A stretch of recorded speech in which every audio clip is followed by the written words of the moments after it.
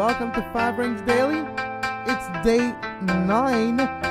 Duane is on the line as well. Duane, welcome back to the show. You can listen to us every day, Monday to Friday, at 10 a.m. for Soccer Today outside of the Olympics, but during the Olympics, it's Five Rings Daily, youtube.com/sports podcasting network.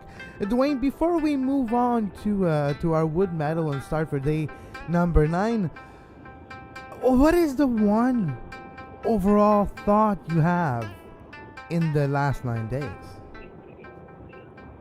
The last 9 days, it's been a whirlwind.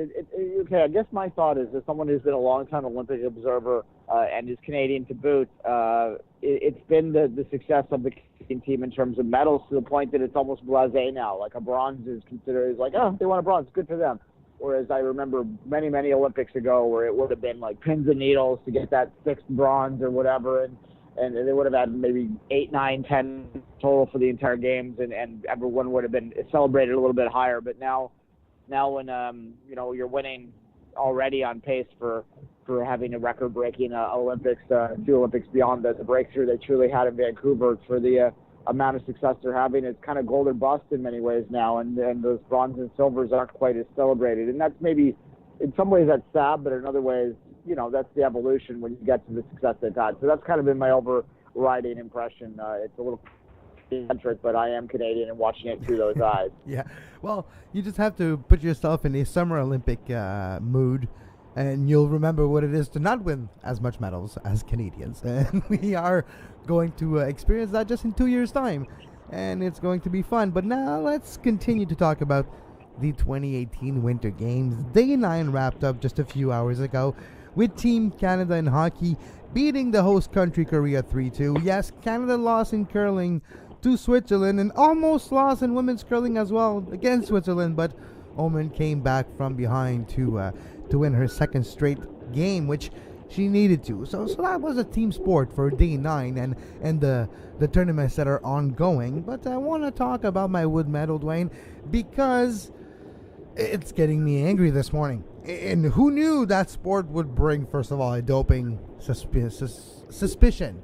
Because at this point, it's not confirmed, and the B test has not been confirmed either.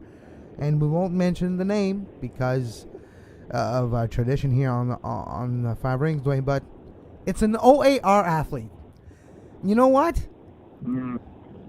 What are you thinking? What's in the Meldonium? First of all, Meldonium is the substance of this OAR mixed curling bronze medalist. Yeah, how can you take something when you know you're already suspended as a country, as a federation, as an Olympic federation? You take something, now you're going to the games and you're going to test positives at the game, proving that everything we've been saying was right all along? How can this happen? How dumb or how ill-advised is that person? Or maybe is it even aware? Maybe they just think they're drinking water and there's meldonium in it. I don't know. Well, yeah, that's the one caveat I will give, is because of the state-sponsored aspect of the Russian, we'll say the country in this particular case, Russian doping scheme, that maybe maybe they're partially victims themselves. I'm not even too sure what Meldonium would do for curling, to be honest with you. It's an odd one. It's like it doesn't help your heart beat any. Well, wait a second. If it helps control your heartbeat a bit, or at least lowered it at rest period. What do you mean you'll be a bit more stable when you're throwing the rock? And we're talking like very marginal gains here. Maybe, but that's like I think it's pushing it a little. I think the effect will be like so small, not necessarily quantifiable in the game. Yeah, it's a sport where I can see, there is some aerobic capability, especially in the mixed game, but it's marginal is the key word here. It's just a ridiculous thing. I mean, maybe adding some strength, I'd be more inclined to, because you're sweeping a lot, to get a little more power on your sweep, to have those kind of doping. Like, I don't want to say what's the better doping technique here, but it's the wrong drug in any case. It's just bizarre. And that's my wood medal for day number 9. the gall on that athlete. That's all I was thinking. That's all the words that were coming to mind. I'm like, I have to be careful not to yell at that person on there. We're too bad. I'm yelling at you. And I'm yelling at, if it's not you, it's the person that gave it to you.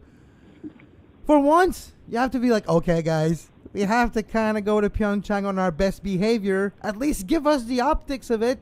No, you test positive. For F's sakes. Or it's their blind test, but you know that the WADA is really quite happy to nail a Russian athlete in this particular case too. But nonetheless, at least they're catching them, and there's the positive. We talked about that a lot during Sochi. That why aren't they catching them? You have an idea why, and we talked about it earlier in these games already. All right, Duane, let's move to your wood before I start breaking things in the studio. All right, my wood medal is the format of the men's hockey tournament. I don't understand what the point of playing 3 games in a group stage is if there's no real pressure on them. They're just seeding games, and I guess you want to get higher seeded, sure, but ultimately we all know that you're going to have to beat all the teams at the beginning. But you're watching Canada barely squeak by Korea today, which is a great result for the Koreans, obviously. But there's no real urgency to it. It's like, well, whatever. If they get the lower seed, they get a lower seed. But by and large, this is just whatever. You're going to have to win your last 3 games, the last 4 games, depending on whether you finish first or not to win the medal, and that's just what it is. Well, you know what the difference is? This entire ticket sales. The ticket sales for those 3 preliminary games. I mean, Olympics make a lot of money with those tickets, and it's one of the events that are actually selling out quite quickly usually. So that explains why there's preliminary games. That explains why the knockout tournament goes all the way up to the last day, because you're trying to milk that cow for as long as possible. No, precisely. It's kind of sad. Look, one of the reasons they added it, it made sense when the NHL players were involved, because the NHL players only released their players. The NHL only released its players for the last 10 days or so of the games, so they weren't able to be there at the start. So they didn't want to have a disadvantage to those countries that had to play. They used to have a play-in round to get to the round where they had the NHL players involved, and they didn't want to put those teams at a disadvantage. So they created this new format where every team would just make the knockout round, and it kind of made sense with the NHL players in it. But now that they're not, I mean, you might as well put them into groups of 4 and have the top 2 advance.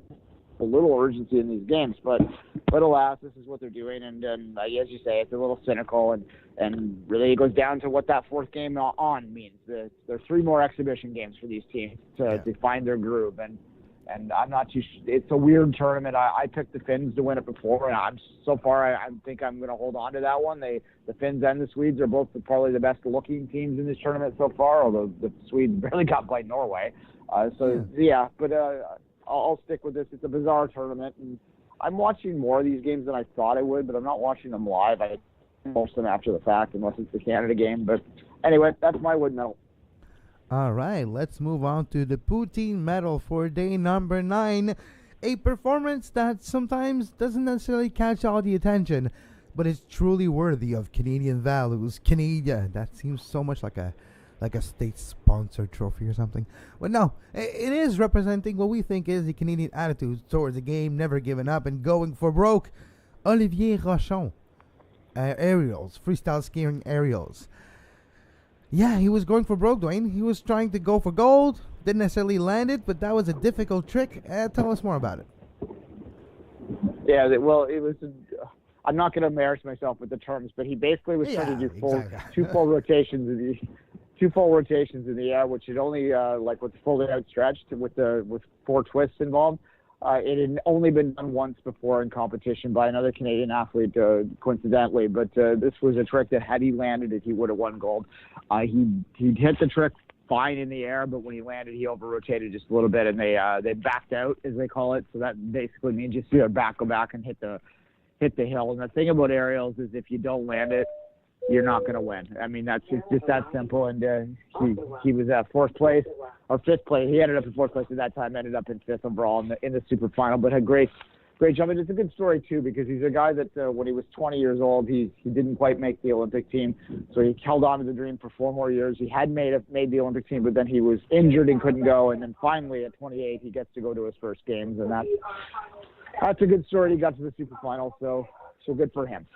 And in those sports where you kind of have to risk it all to go for gold, or you can just stay conservative and make sure you win bronze, you kind of have to give a nod to the attitude of trying to go for gold. You kind of have to give a little thumbs up to the attitude of trying to land a trick that you might have landed a few times, many times in training, but it's still not as common in competition. And reminds me of the first time someone landed a quad in competition in figure skating, right? Or those moments, those milestones moments as athletes, and that's that type of jump. And unfortunately, Olivier Rochon didn't land it, didn't win a medal, but he did win the poutine medal for day number 9. Congratulations, Olivier Rochon. Now let's move to bronze medal, Duane. And my bronze medal for day number 9 is an athlete that surprised a lot of people last night with its great technical abilities in the air, double grabs in the jumps late. We're talking about slopestyle, freestyle skiing here. ABM, Alex Beaulieu-Marchand, better known as ABM. That's his nickname. He's a superstar, a rock star on the Dew Tour and X Games, and he has done a great run. Bronze medal. A lot of Canadians did great. The qualification everything was great about this competition last night, but I have a feeling you're going to talk about it later. I do want to give that bronze medal to ABM, a great performance, and as well a consistent growth. Yes, the third run wasn't his best, but the first was 90, and he did a bit better in the second one with his 92.40 that gave him the bronze medal. Yeah, quite a performance by the young ABM. No, yeah, and I'll talk about slopestyle again in a minute, but certainly he was the highlight. All the Canadians did quite well in this event. They were all in there with a chance. It was one of those things that anyone could have stepped up, but ABM was the guy that did, and he grabbed another medal, as I said, and it was one of the ones that it got a lot of attention. It was on the main network the entire competition. It was highlighted and was certainly one that I think excited a lot of people in this country to watch that competition, to have a Canadian medalist on the podium at the end of the day. It's a fine line, this one. This could have been like a sweep for Canada if everything had gone perfect, but you never know. It could have also been no medals, right? Like that was the competition. It was that crazy. Yeah, no, and we've seen Mark McMorris and Max Perrot in this competition, silver for Perrot and bronze for McMorris in the snowboard version. And the biggest difference watching the ski version and trying to compare the two, or at least just compare the course, which is the course is the same, but how the athletes do tricks and the tricks themselves are different. The speed of the skiers led for this course to be more interesting and a bit less challenging and a little bit fearful for the athletes than when they were on their snowboard. And we've seen skiers not necessarily afraid of those 3 jumps, those heights, being able to carry that speed, go further in the landings, and able to have better height, better amplitude, better speed, and it made for a course that we're not necessarily, when we're watching women snowboard and snowboard, depending on the conditions, it was sometimes difficult for the athlete just to survive without crashing. In skiing, you've seen the athlete able to push the course, and it was actually quite entertaining. And as a sport fan, not just as an entertainment value, but as a sport value, the sheer awe factor of them risking to break their neck on their flips and twists, and you have the poles and the skis everywhere, it's quite stunning to watch. No, fair enough. I'm going to jump ahead and give my silver medal ahead of my bronze medal because it relates to what the conversation we're having now. And my silver medal was the qualifying on slopestyle. And the reason I wanted to highlight the qualifying is because I can't remember a time watching a qualifying event where it was so difficult to just make a final. We were talking about, sorry about the background noise here, I'm beside a train, but moving on. It was 85 plus points to get in, which is just absolutely outstanding and insane. And like, we had the X Games champion didn't make the final, the defending world champion didn't make the final. And it wasn't because they fell and were bad. I mean, the X Games guy, the Swede guy, had a bit of a bad run, but no, this was just like the quality of the event was so high that it was just a remarkable competition from start to finish. So that was my silver medal, Kevin, and I guess I might as well continue on and do my bronze. Yeah, my bronze medal is Peter de Cruz. Cruises rink, the Swiss rink that beat Canada last night. It was a must-win for them because they were going in 1-2. Had they gone 3, they would have been in trouble. This is a very high-ranked rink, unique in the sense that the skip doesn't shoot fourth rocks. They shoot the second rock in this particular case, and that's a unique situation. Most skips shoot fourth rocks, but a very, very strong play game. Kevin Coey's rink were looking like they were on fire, and suddenly they dropped 2 straight. They should be still okay because they're still good, and they have opponents against them. The next few opponents should be able to win, but it's not because they played bad though. They lost by 1 point, 1 or 2 rocks, and late in game where like an early mistake cost them late. But they played well outside of that, so I'm not necessarily worried. But yeah, continue. Yeah, I know. It was a great shot. It was a great shot-making game by this.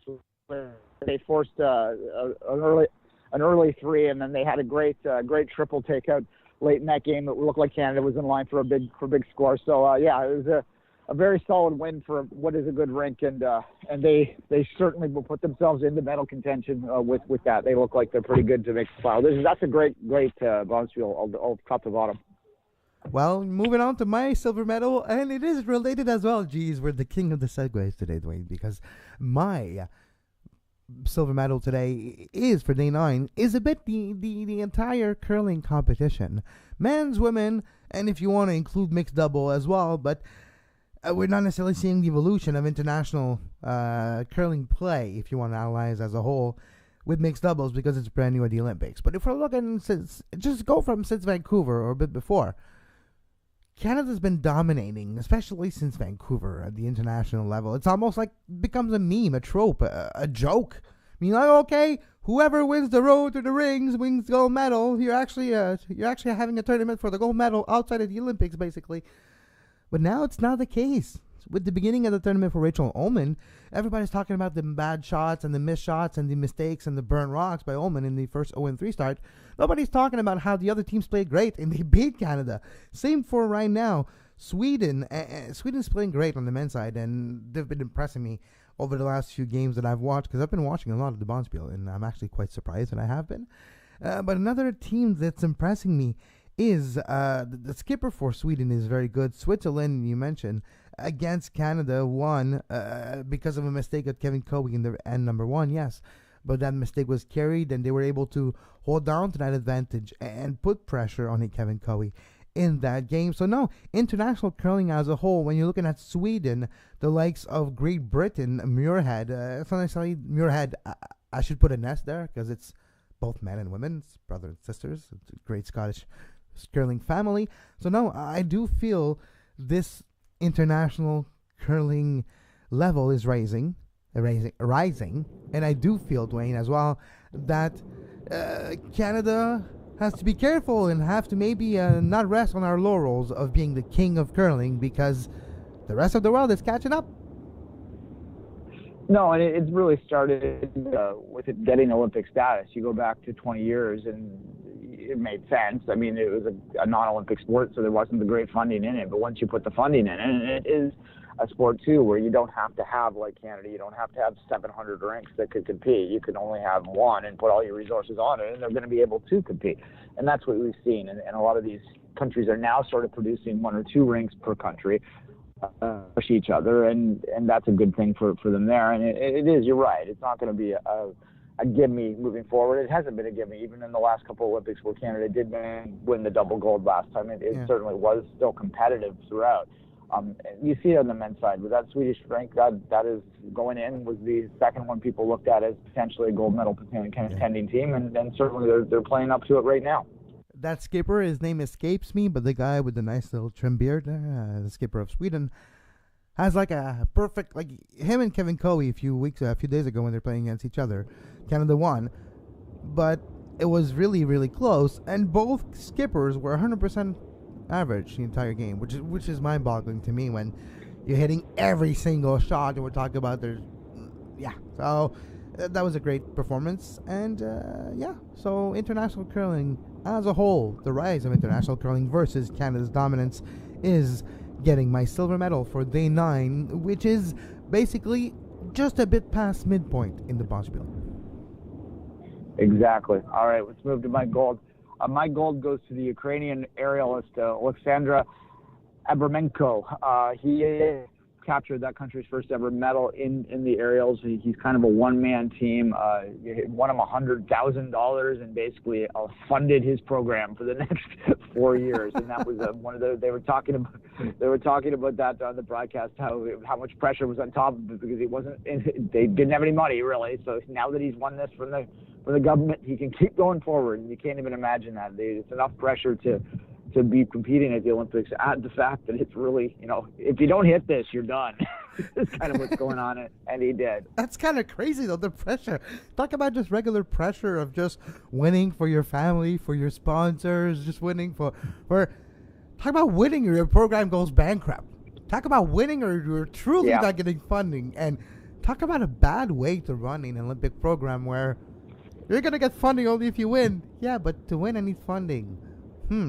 Which comes first? The chicken or the egg? Chicken and, yeah, exactly. No, and that's something we've seen in this country, too, to a lesser extent. The podium funding is based on results, right? So you have, just look at the alpine skiing, for instance, which used to be a dominant program. Now they struggle a little bit, and it's because they aren't getting the results, and they're getting less funding than other programs that are successful. And then conversely, you look at bobsled here in Canada, we're currently a second runner in contention for a gold medal. Canada one is. A tenth of a second behind after 2 runs. We'll probably talk about that tomorrow a little bit more. But that's a program that's winning medals, so they're getting the funding, right? So it's chicken and egg, as you say. Yeah. All right, let's move to my gold medal for day 9 before we move on to the medal standings. My gold medal is an Austrian. Yes, has to do with skiing, alpine skiing. It was the man the giant slalom last night, and Marcel Hirscher won the giant slalom, his second gold medal in PyeongChang after winning the alpine combined as well. This Austrian is one of the best skier that ever was. Yes, at the beginning of his career, he was fighting in the shadows of the Hermann Maier and other greats of the world of skiing and Austrian skiing. But talk about skiing under pressure, something that Austrian skiers are used to. Just because Kitzbühel every year, 60,000 people at the bottom of the hill, drunk, yelling and shaking cowbells, waiting for you to go down a hill, gives you goosebumps, gives you what you call pressure. And the Olympics race is nothing compared to one of those stops in the Austrian mountains. So for Marcel Hirscher to just win again when you're expected to, easily, almost, and he's not done. He can leave PyeongChang in 10 days with about 3 gold medals around his neck. So Marcel Hirscher, a true legend, again, in the world of alpine skiing, and he is getting my gold medal for day 9. Yeah, and that's a good pick, and one that if I wasn't being cute, I probably would have picked as well. I love the Ukrainians, a good story too. But absolutely becoming one of the stars of the game. They were saying in the broadcast that going in, they thought Schifrin, the great American female, would be the one that won multiple golds. But it looks like it's going to be this Austrian here, and it's fitting that the Austrian will be dominating on the Alpines because that is the national sport. They haven't been as dominant as they were back in the 80s and 90s of late. Other countries have stepped up, the Norwegians most notably. The Norwegians are killing these games by and large. You can give them an overall goal. Yeah, that's what they were talking about, too. Kristoffersen, the gentleman who finished second in the giant slalom, the Norwegian, he's like a prodigy. He would win basically everything if it wasn't for Hirscher. So that's one thing we haven't talked about yet enough in these games is the rivalries and maybe the lack thereof, which you kind of need your I was gonna say, I don't know, your Boston Bruins or the Montreal Canadiens, right? You kind of need your Montreal Canadiens or the Toronto Maple Leaf. You kind of need your Justin Gatlin for your Usain Bolt, right? So we're maybe missing one of those rivalries in the winter sports, but yeah, you're right. Hirscher is amazing. Norwegians have been amazing. And talking about Norwegians, let's take a look at these standings before we say goodbye and we let Duane take the train and head to where he needs to go. Norway, number 1 now in the gold medal standings, 9 with 26 total a medal. This is mind-boggling. 9 silver, 9 gold, 8 bronze. Germany, 9 gold as well in second position in the medal standings. Netherlands third, Canada fourth. Not bad, Dwayne. Fourth for Canada if you're looking at the gold standings. Third if you're looking at the total medal standings. Not bad at all. And it's just getting started. A lot of events which Canada is favored for gold are coming up. We're talking about curling men, women, hockey men, women, and other events like bobsled in the women's with Kaylee Humphries and Felicia George. So you do have a lot of gold medal potential that maybe we can catch up to Norway for lucky, but we'll see. And well, in the Canadian standing, that a lot of Canadians maybe pettily, maybe sadly look at is well, they look at the how we stand with our great neighbors to the south, and we have more total medals than the Americans right now, which I think makes a lot of Canadians happy. And that's the same amount of gold. Canadians that care most about. Yeah, and the same amount of gold. Speaking of the states, they're fifth. United States with 5 gold medals. Sweden 4 gold medals in 6. Austria 7th with 4 gold medals, tied with La France, les cousins, with 7 as well. 4 gold medals in 7 spots. Now moving to Korea in 9 with 3 gold medals, and rounding the top 10 of the countries of the medal standings, Japan with 2 gold medals, Duane. And now tonight it's going to be more of the same for the Olympics. What are you looking forward for tonight? The end of the bobsled. I think that's always intriguing. I like watching bobsled. It's one of those sports that I'll tune into whenever it's on. The women's hockey semifinals as well are going to be exciting. Can the Finns pull an upset? Can they prevent the all-Canadian American inevitability there again? So far, it looks like a crash course towards another gold medal game between those two countries. Trying to enjoy the days that are left, because we're already past the halfway through, and I'm hitting my halfway through depression stage at this point, because oh my God, there's more half of it left. Yeah, exactly. So we're gonna have some figure skating, curling, bobsled, alpine skiing, freestyle skiing as well, ladies half pipe. So interesting to have skiing and half pipe. I always love to watch that. I was always more on the skiing spectrum than the snowboard spectrum, so I'm kind of happy when both are treated the same, and we have that at the Olympics too. There's hockey, ski jumping as well. It's the team competition, and the first round is at 7:30 a.m. Eastern time tomorrow, but it's day number 10 still. Snowboard and some speed skating. Duane, the continuation of the ladies team pursuit, the quarterfinals, and men's 500 meters. We might have the chance to get another gold medal with Mr. 10 Jan Blumen. Probably, maybe, we'll see at the Gangnam Oval Center. And that's a rare event where the Dutch aren't the favorite, so that should be fun too. Exactly. All right. As always, you can follow Duane on Twitter at 24th Minute, myself at Kev Laramee. Follow the show at 5 Rings Podcast. We doubled our Twitter during the Olympic Games, and let's continue and push towards gold together. Patreon.com/sports podcast network. With your support, we're able to produce this HD 1080p show, HD on air audio as well. With your help, we can continue and plow through the noise of podcasts out there to bring you high quality sports podcasts. And until tomorrow, as always, have a great Olympics.